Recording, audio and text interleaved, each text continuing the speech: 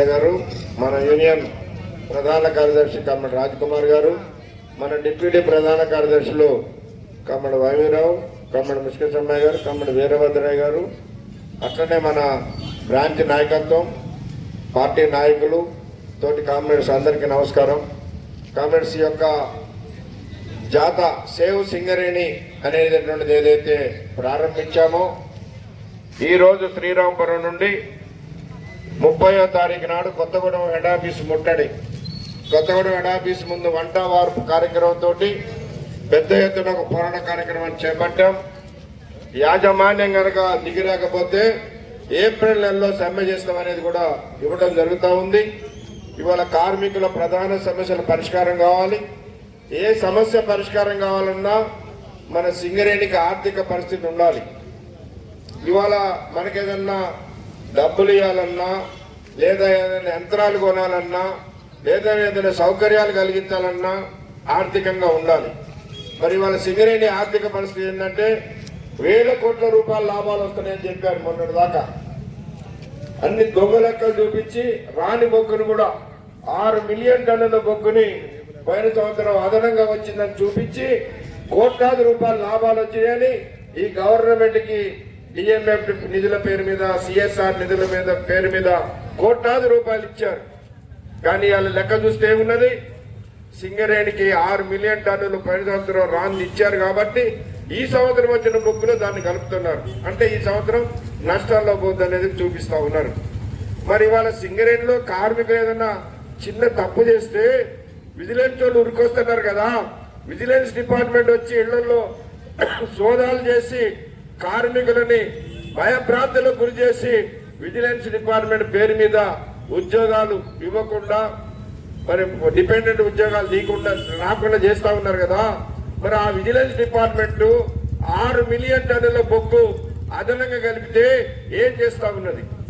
దీనికి ఏ అధికారులు బాధ్యులు, ఎవరి మీద చర్య తీసుకుంటారు చెప్పాలి. ఇప్పుడు దీనిలో పైనుంచి కింద దాకా అందరికీ చేతులున్నాయి. అట్లనే ఇవాళ సింగరేణికి రావాల్సినటువంటి 50,000 కోట్ల రూపాయలు కేంద్ర రాష్ట్ర ప్రభుత్వం ఇవ్వడం లేదు. ఆనాడు టిఆర్ఎస్ గవర్నమెంట్ ఉన్నప్పుడే ఈ యొక్క మనం బొగ్గు కొన్నదానికి, కరెంటు తీసుకున్న దానికి సంవత్సరానికి ఇంత పెట్టుకుంటూ చివరికి వాళ్ళు దిగిపోయే నాటికి 26,000 కోట్ల రూపాయలు అప్పు పెట్టిపోయారు. ఆనాడు భట్టి గారు, ఇప్పుడు డిప్యూటీ చీఫ్ మినిస్టర్ గా ఉన్న ఆయన కాంగ్రెస్ నాయకుడు, మన ప్రాంతంలోనే పాదయాత్ర చేసిండు. మేము ఇందాక దగ్గర కలిసి ఆయనకు ఒక మెమోరాండం ఇచ్చినాం మన యూనియన్ తరఫున.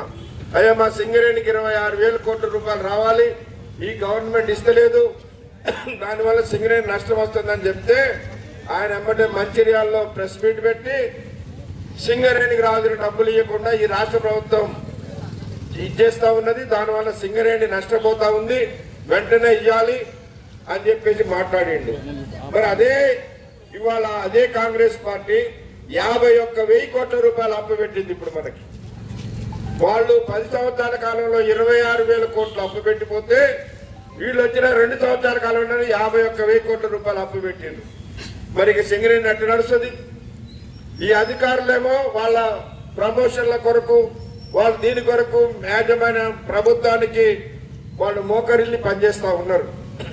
ఒకనాడు సింగరేణిలో రాజకీయ జోక్యం లేదు, ఈనాడు ప్రతి పనిలో సింగరేణిలో రాజకీయ జోక్యమే పెరిగిపోయింది. ఇవాళ ఓపెన్ కాస్ట్ టెండర్లు ఎంక్వైరీ చేయాలి దాని మీద. మన శ్రీరాంపురం ఓపెన్ కాస్టే పోయిన సంవత్సరం ఎంత వేశారు ఓపెన్ కాస్ట్ లో టెండరు, ఈ సంవత్సరం వచ్చిన టెండర్ ఎంతగా పడ్డది, ఎంత అదనంగా పడింది, దానివల్ల సింగరేణి మీద ఎన్ని కోట్ల రూపాయల భారం పడుతుంది. దీనికి బాధ్యులు ఎవరు అంటే టెండర్లలో కుంభకోణం, సింగరేణి డబ్బులను డిఎంఎఫ్ నిధుల పేరు మీద, సిఎస్ఆర్ నిధుల పేరు మీద మన ప్రాంతంలో ఖర్చు పెట్టాల్సిన డబ్బులు మన ప్రాంతంలో పెట్టుకుంటే తీసిపోయి వేరే దగ్గర పెట్టుకుంటా ఉంటే ఈ ప్రాంతం అభివృద్ధి జరగడం లేదు. కాబట్టి అన్నిటి మీద కూడా ఎంక్వైరీలు జరపాలి, బాధ్యులైన వాళ్ళ మీద చర్య తీసుకోవాలని ఇలా ఈ సేవ్ సింగరేణి అనేటువంటి ఉద్యమాన్ని చేపట్టడం. కాబట్టి ఈ సింగరేణిలో చేపట్టిన కార్యక్రమం ఒక ఏఐటీసీకి సంబంధించింది కాదు. సింగరేణిలో ఉన్నటువంటి కార్మికులందరూ కూడా రాజకీయ పార్టీలకి, కార్మిక సంఘాలకి అతీతంగా మనందరం కూడా కలిసికట్టుగా ఈ యాజమాన్యం పైన ప్రభుత్వం పైన కొట్లాడితేనే మన హక్కులు నిలబడతాయి. ఇవాళ మెడికల్ బోర్డు ఆపేశారు. ఎందుకు ఆపేశారా అంటే పైన సంవత్సరం ఆ మెడికల్ బోర్డులో అవినీతి జరిగింది, దాని మీద గవర్నమెంట్ ఏసీబీ కేసు పెట్టింది కాబట్టి మేము ఆపేసినాం అంటున్నారు. ఏసీబీ కేసు పెడితే దానిలో బాధ్యులు ఎవరెన్నారో వాళ్ళ మీద చర్య తీసుకోండి, కానీ అసలు బోర్డునే ఆపేస్తే మరి వాళ్ళ కార్మికులు అనారోగ్యంతో ఉండి చేయలేని పరిస్థితుల్లో ఉండి కొడుకును పెట్టించుకోవాలని దరఖాస్తులు పెడితే బోర్డు పెట్టడం లేదు. కాబట్టి ఆ మెడికల్ బోర్డుని కొనసాగించాలని, అట్లనే ఇవాళ దిగిపోయిన కార్మికుల సమస్యలు ఉన్నాయి, వాళ్ళ గ్రాట్యుటీ సమస్య ఉన్నది. దాన్ని వాళ్ళ హైకోర్టులో ఆర్డర్ ఇచ్చిన, ఢిల్లీలో హైకోర్టులో ఆర్డర్ ఇచ్చిన యాజమాన్యం ఇంకా పైకోర్టుకు పోతుంది. కానీ అంటే సింగరేణి కార్మికులకి దానికో మీ చేతులు రావడం లేదు. గవర్నమెంట్ కు మాత్రం వందల వేల కోట్ల రూపాయలు తీసుకుపోయిస్తారా మీరు? కాబట్టి ఇవాళ 30-40 సంవత్సరాలు పనిచేసిన కార్మికులకి 10 లక్షల రూపాయల గ్రాట్యుటీ పెరగాలని కార్మిక సంఘాలు ఒప్పందం చేసుకుంటే ఆ డేట్ నుంచి ఇవ్వకుండా మరి వాళ్ళకి 1 సంవత్సరన్నర కాలం దిగిపోయిన కార్మికులు నష్టపోయారు. వాళ్ళ సమస్య పరిష్కారం కావాలి. కాంట్రాక్ట్ కార్మికులు ఉన్నారు, వాళ్ళకి హై పవర్ కమిటీ జీతాలు కోల్ ఇండియాలో ఇస్తున్నారు, ఇక్కడ కూడా ఇవ్వాలని చెప్తే వాళ్ళ సమస్య పరిష్కారం చేయడం లేదు. వాళ్ళకి ఇస్తేనట కంపెనీ లాస్ అయిపోతుందట, కానీ గవర్నమెంట్ కి 100 కోట్లు ఇస్తే మాత్రం నష్టపోదట ఈ కంపెనీ. అట్లా కార్మికులను మోసం చేస్తా ఉన్నారు. అట్లనే ఇవాళ మారుపేర్ల మీద పనిచేసిన కార్మికుల సమస్య పరిష్కారం చేస్తా ఉన్నారు. ఇంతవరకు ఆ సమస్య పరిష్కారం చేయకపోవడం వల్ల కొన్ని వందల కుటుంబాలు ఇవాళ మారుపేర్ల మీద పనిచేసిన వాళ్ళ పిల్లలకు ఉద్యోగాలు ఇవ్వకుండా ఆగిపోతా ఉన్నారు. డిస్మిస్ కార్మికుల సమస్య పరిష్కారం చేయండి, వాళ్ళకు ఒక అవకాశం ఇవ్వండి అంటే మంచిది, పరిష్కారం చేస్తామని పైన సంవత్సరం చెప్తుంటే ఇంతవరకు దాన్ని కూడా చేయలేదు. ఇట్లాంటి సమస్యలన్నీ ఉన్నాయి. ఈ సమస్యలన్నింటి మీద మరి సింగరేణిలో పనిచేసినటువంటి కార్మికులు ఇవాళ వేకెన్సీస్ ఉన్నాయి, క్లరికల్ వేకెన్సీస్ ఉన్నాయి, హాస్పిటల్స్ లో పారామెడికల్ వేకెన్సీస్ ఉన్నాయి, ఇంకా రకరకాల డిపార్ట్మెంట్ లో వేకెన్సీస్ ఉన్నాయి. అవన్నీ కంపెనీలో పనిచేసిన కార్మికులతో నింపాలని చెప్పేసి పెడితే ఒప్పుకున్నారు, నోటిఫికేషన్ ఇచ్చిండ్రు. సంవత్సరం దాటిపోయిన ఇంతవరకు ఎగ్జామ్ పెట్టి వాళ్ళకి ఇచ్చేయటం లేదు. కానీ ఇట్లాంటి సమస్యలన్నింటినీ కూడా తీసుకొని ఈనాడు ఈ సమస్యలతో పాటు ఆనాడు మనం ఎన్నికల సందర్భంలో చెప్పాం, సొంత ఇంటి పథకాన్ని అమలు చేయాలని చెప్పాం. కార్మికులకు ఇన్కమ్ ట్యాక్స్ పరీక్ష మీద కంపెనీ కట్టాలన్నాం. ఫస్ట్ స్ట్రక్చర్డ్ మీటింగ్ లోనే యాజమాన్యం అంగీకరించి దాన్ని కమిటీ వేశారు.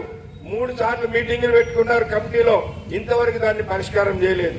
ఏంటంటే అంటే గవర్నమెంట్ కి రాసాం, వాళ్ళ దగ్గర నుంచి రావాలంటున్నారు. మరి కాబట్టి దాన్ని పరిష్కారం చేయాలి. పెర్స్ మీద ఇన్కమ్ ట్యాక్స్ సమస్యని యాజమాన్యం అంగీకరించి నోటు కూడా పెట్టింది. డైరెక్టర్స్ దగ్గర నుంచి సిఎండి వరకు పోయేవారికి ఈ ఐఎన్టీసీ నాయకులు పోయి మంత్రి గారితో ప్రకటన చేపిస్తాం, దీన్ని ఆపండి అని చెప్పేసి ఆపించారు. అటు మంత్రితో ప్రకటన చేపియ్యరు, ఇటు కంపెనీ నిప్పిని ఈయనయ్యరు. దానివల్ల ఇవాళ ఈ సమస్య కూడా ఆగిపోయి ఉన్నది. కాబట్టి ఈ సమస్యలన్నీ పరిష్కారం కావాలంటే కార్మికులు పోరాటం చేస్తేనే సమస్యలు పరిష్కారం అయితే మేనేజ్మెంట్ అయినా ప్రభుత్వం అయినా దిగి వస్తుంది.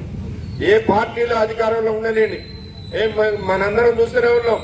నాకు తెలిసి నేను చెన్నారెడ్డి గవర్నమెంట్ నుంచి చూస్తున్నా, ఏ ముఖ్యమంత్రి వచ్చినా రాజశేఖర రెడ్డి పీరియడ్లో కొట్లాడినాం, చంద్రబాబు నాయుడు పీరియడ్లో కొట్లాడినాం, ఎన్టీ రామారావు పీరియడ్లో కొట్లాడినాం.